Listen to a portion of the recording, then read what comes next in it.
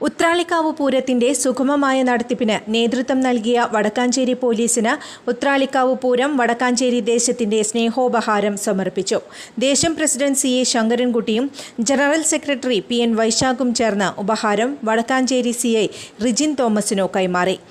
SIമാരായ CC Anuraj, Pradeep, ദേശം ഭാരവാഹികളായ K Satheesh Kumar, Prashant Puzhangara, PK Rajesh, E Nandakumar, Jayan പാറയിൽ, കാഞ്ഞൂർ ഉണ്ണികൃഷ്ണൻ, MA പ്രകാശൻ, സന്തോഷ്, ദിലീപ്, രഘു എന്നിവർ നേതൃത്വം നൽകി. News desk anytime news.